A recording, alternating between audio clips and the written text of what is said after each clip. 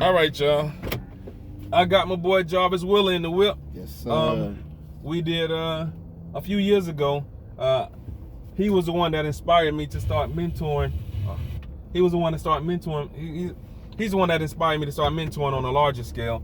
So I ended up coming up to the school. At first, I thought I was just gonna do I do like 1 day a week. Then it went from 1 day a week to 2 days a week to I don't know. It got away from me. Right. But yeah, so it was real important for me to make sure I have him for this conversation, because one of the things that we both understand is a family. The foundation of a family is a man, and the foundation of a community is a family.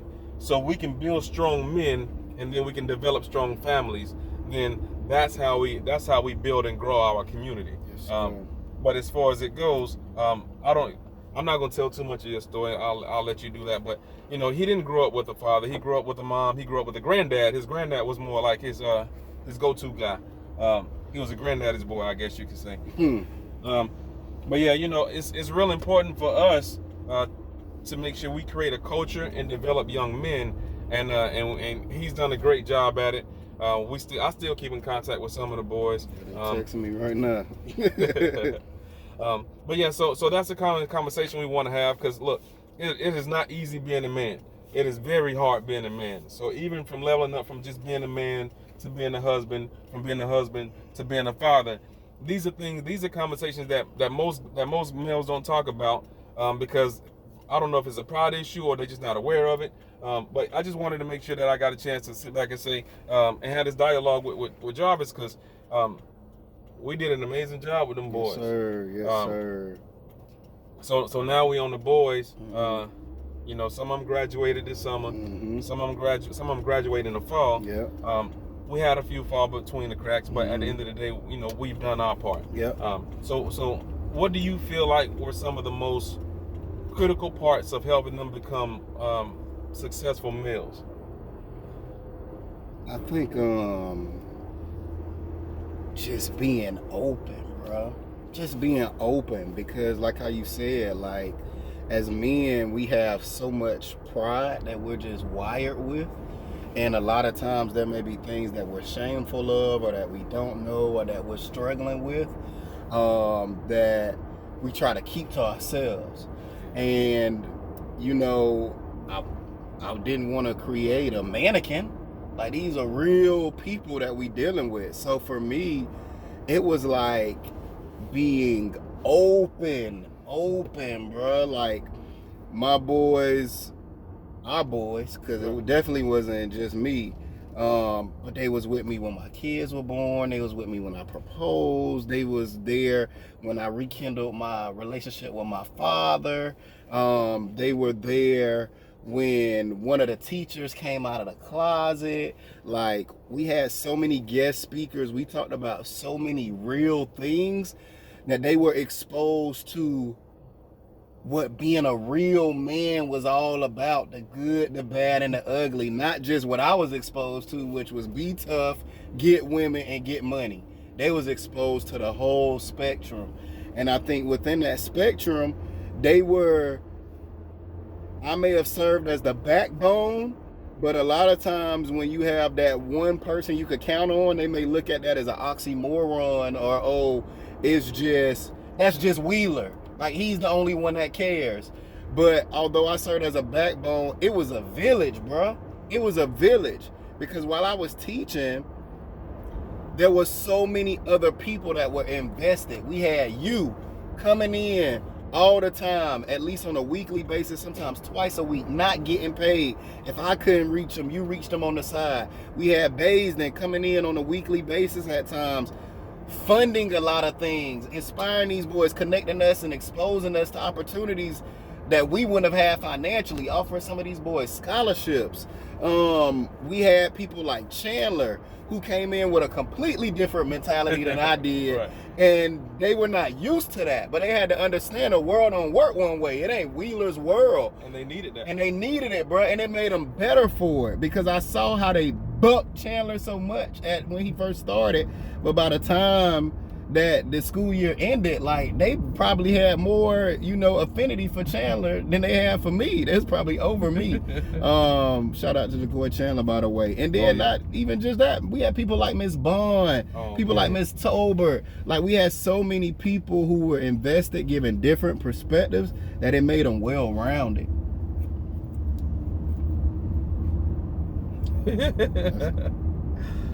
Man, Miss Bond, Miss Bond, man. Love you, Miss Bond. I be having to stay away from Miss Bond, man. Miss Bond be making me cry, man. So now, help people understand the culture, the culture of why our classroom worked.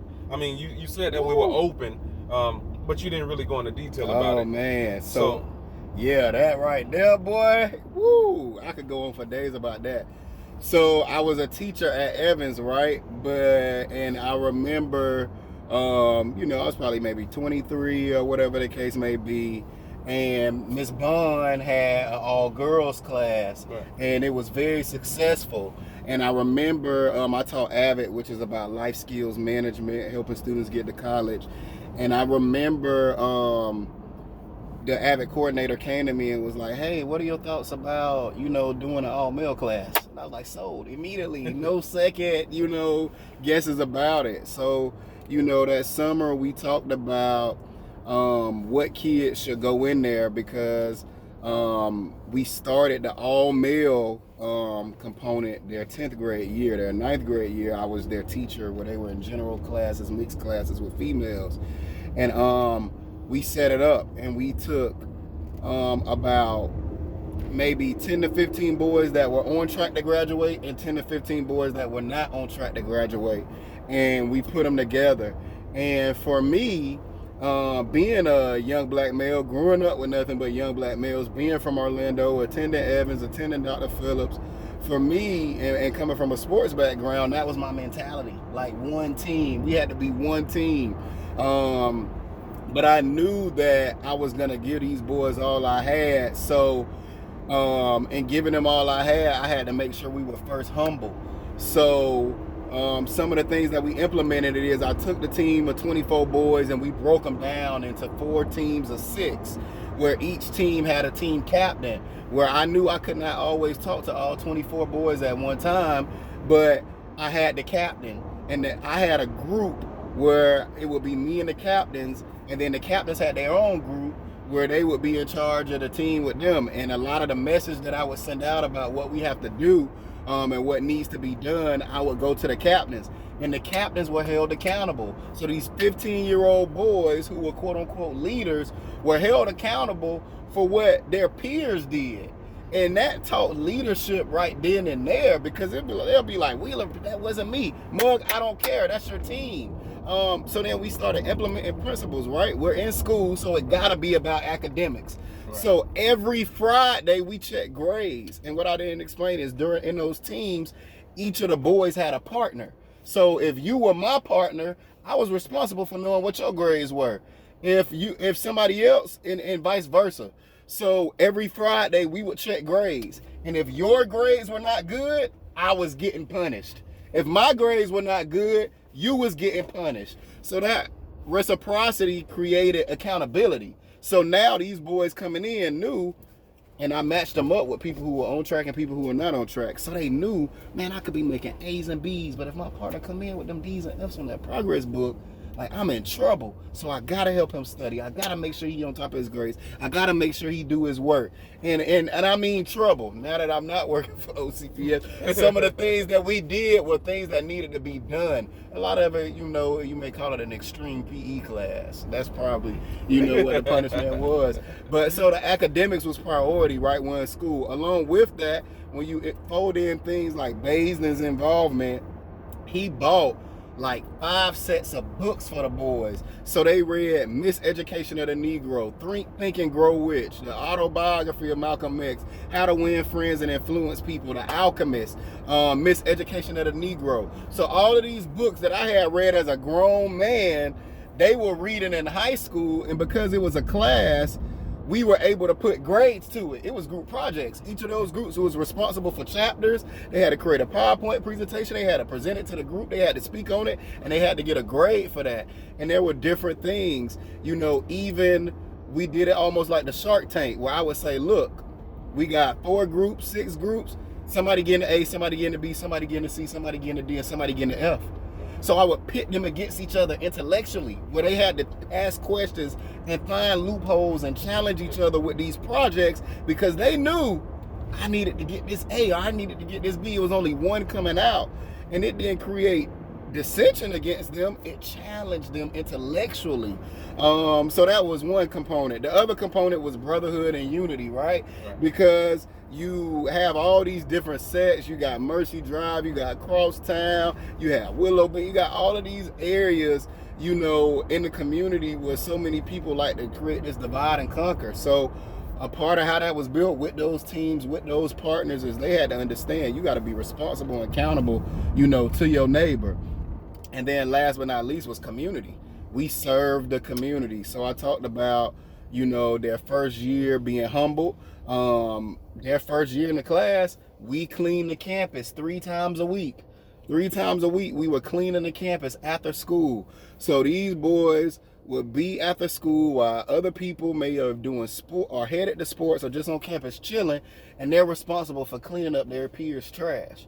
So it was a role of humility, but it was also a role of responsibility and ownership. Because I guarantee you, they weren't getting the campus dirty no more. And I guarantee you, when they friend in 6th period or at lunchtime dropped something on the ground, they was looking at that a different way.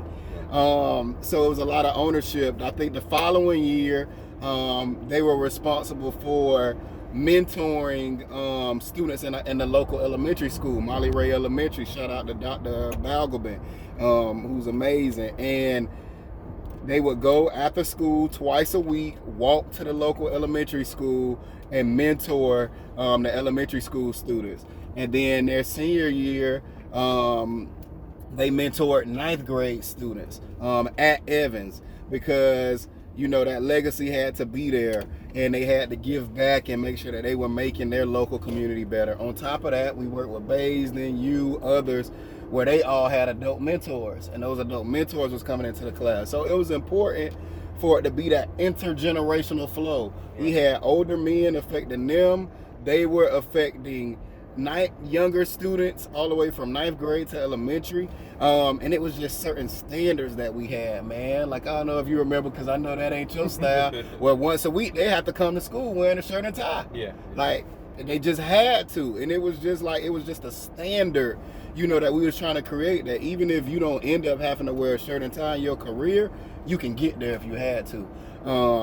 So that's bits and pieces, but I mean, it was so much blood, sweat, and tears that we put into that class, bro. Like, you know, that sophomore year was all about development of manhood, which was really the roots of what it was all, right? That was the foundation of it. It was all management. All management, right? And then that junior year, we really focused on college prep. It was Avid as a class all about helping, you know, borderline students get into college. So all of those boys, every single one of them, all got accepted into college. And then that senior year, it became that culminating thing. What can we do that can leave a lasting legacy and a lasting impact? And that's when we ended up doing the Justice Project. Yeah. And you know, that was crazy, right? Doing that with UCF, and Ms. Bond connected us, and it was all about what is being elevated today. And young black men in law enforcement. And even how we saw that little situation that happened. Oh man, crazy, right? That was crazy. Yeah. So Tobit got nervous. Man. They were like, don't tell Mike. What? Bro, it was crazy. Like, literally, we are doing a project 6 weeks long that's centered around systemic racism in law enforcement, and how we're going to come together with law enforcement officers to do a training to get a perspective of the young black male. And we worked on this project for 6 weeks alongside UCF.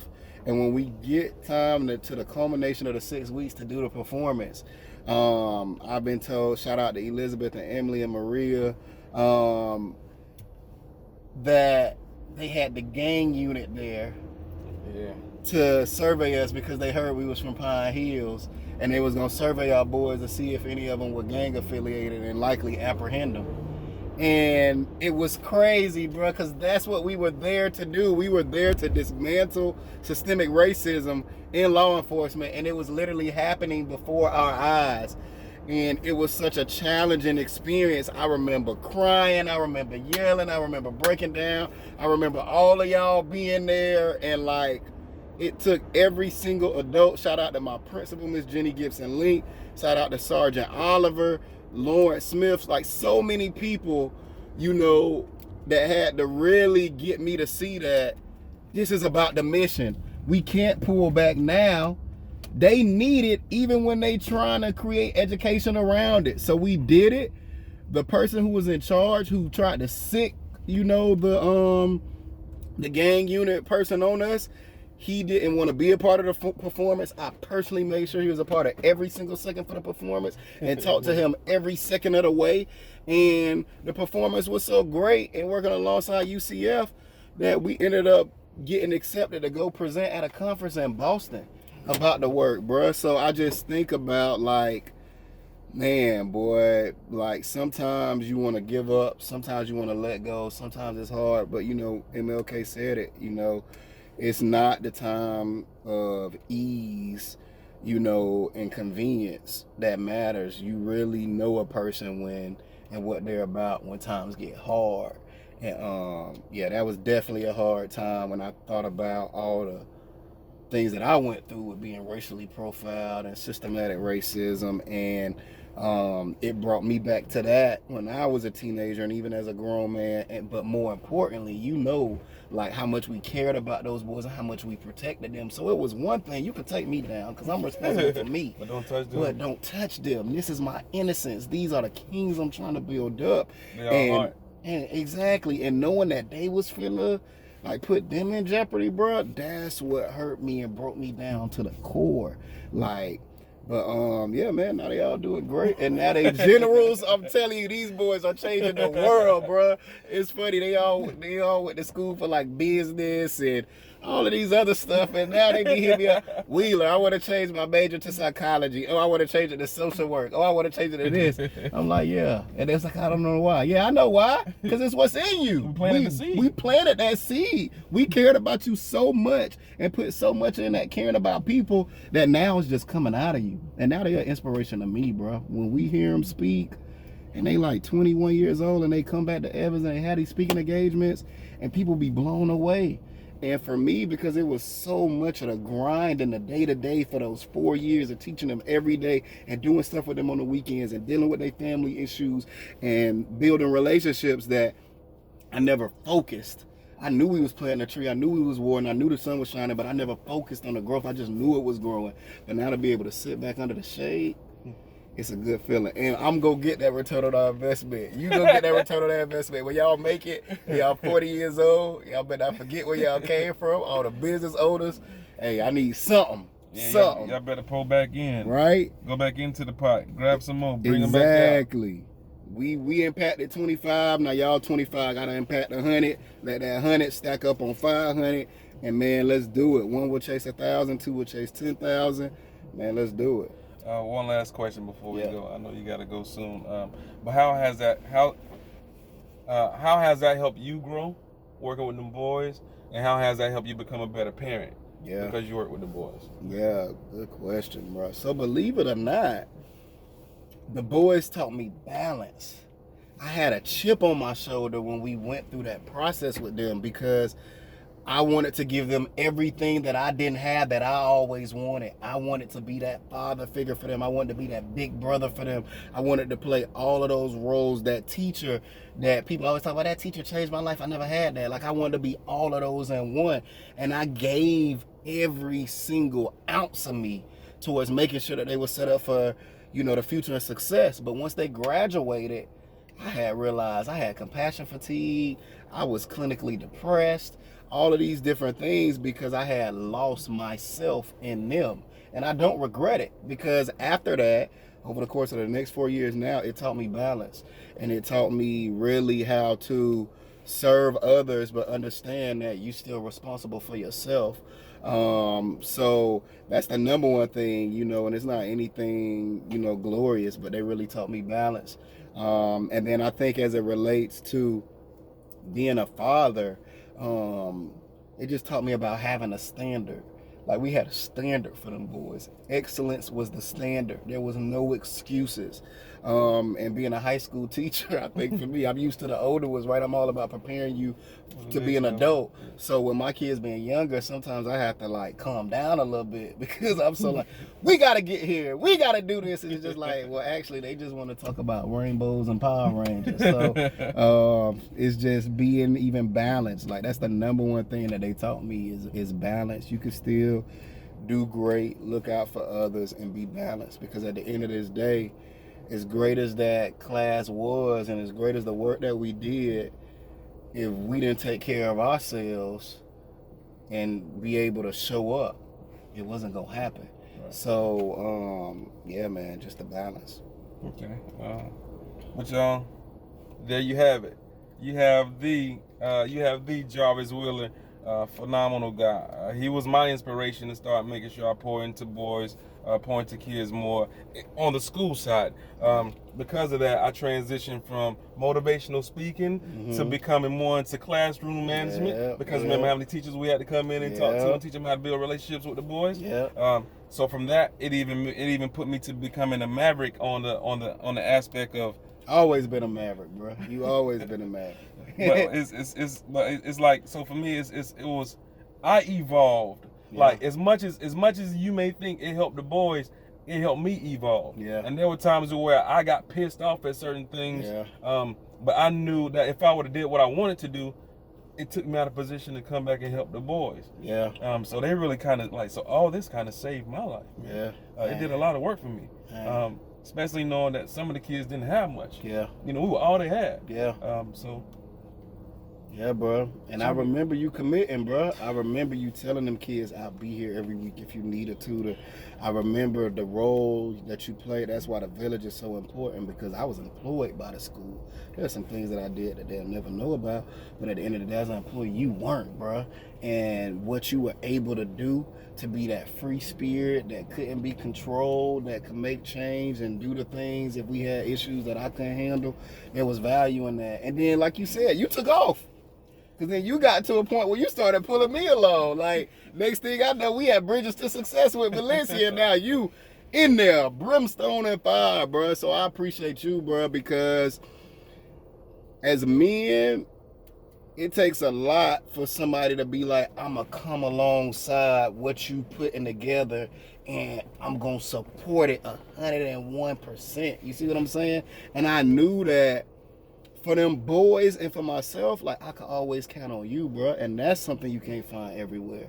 You are the only person, Baisden as well, that I could count on. You see what I'm saying? Anybody else, it was some type of advantage for them. And that's what I have on all my email signatures to this day, and I'll shut up.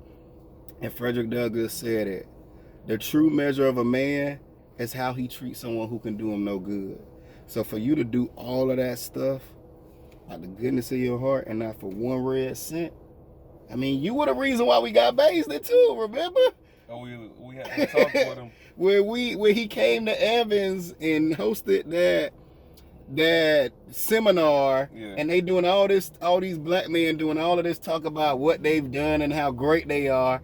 And me and you getting pissed off in the auditorium. And we like, hey, we teach here, we work here.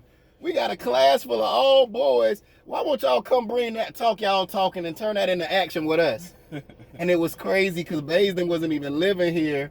He was facilitating the conversation, and he was the one that stepped up and said he would do it. And eventually he ended up moving down here, bro. So, I mean, you was always my road dog to get us fired up to make that change, bro. Like, I be like, sometimes I'm like, dang, Mike, we about to get into it because Mike ain't letting loose. He ain't letting go. But it was all worth it, bro. It was all worth it. So I appreciate you for the things you taught me, for the commitment, for the support, for what you did for the boys, and not the boys, what you did for Evans High School, because and beyond, bro, beyond. So I'm grateful even to just hear that from you, that I had a small part to play in that. I mean, a lot. Right. It's amazing how God worked. But all you notice, I've always had the time. Yeah. Yeah. Right, man. Yeah. God did it. Yeah. From me being celibate, Good. from me having the financial, from me having the finances to be able to do it, from speaking in schools and like, Yeah. like thinking nobody knew what I did. Yeah. They were like, how can he keep Yeah. coming here every Yeah. week? Does he work? Yeah. But God always supplied for me. Yeah. Always. Yeah. It was like Tommy. Mysterious. Right. but you know, for me, man, God, I'm just glad that God was able to use me to put that implement into you. And I mean, now it's really the standard for us is we just trying to make sure we make each other better men. Yeah. And you've always been that guy. You know, I've seen you elevate, and I've seen you be like, hey, Mike, bro, this was what I got going on. I'm like, man, you going through all this and you still rocking with these boys? And you're like, yeah. Man. So, but yeah, man, I just want to tell you thank you, man. Appreciate you. Love you. Love, bro. Bro, you my brother, man. Likewise. So anytime you already know this. Yeah, man. you tell me this on the camera, off the camera, in front of a crowd, one-on-one. I already know. Yeah, but it's just, we help each other become better men. Yeah. And that's what the standard is all about. So I mean, straight up, bro. I know I'm kind of emotional, but I appreciate it, man. I definitely love you, bro. Anything you got to say for the camera? Because I mean, you're already 5 minutes late. I know, boy. I got to meet. The only thing I want to say, man, is like, man, if you can't change the world, just change a person, man. Like, and do something outside of your natural scope. Like, don't just be a good parent. That's great. But impact something outside of your sphere, because everybody ain't growing up in perfection. And you never know, because my passion for mentoring all started because I never had a close-knit relationship with a male until my freshman year in college. And it was a guy that was 2 years older than me that invested in me even when I didn't want nothing to do with him. And to this day, I named my son after him and my grandfather. And he wanted to be a lawyer. He didn't want to impact youth. I was in school at the time for sports management. And because of him investing in me, it made me turn around, and for the next 10 years and beyond, I've committed my life to bettering youth and community. And he's still a lawyer. He ain't worried about mentoring nobody else. So if you can't be the Jarvis Wheeler and dedicate your life to making students and community better, that's not your thing, be the Hagel Laurent. And just try to work with one, because you never know. You never know. And that's legacy. That's legacy. And that's impact. So there y'all have it. Once again, I'm Big Mike the Messenger. This is Jarvis Wheeler. We don't follow standards, we set them. Let's build heaven on earth. Signing out.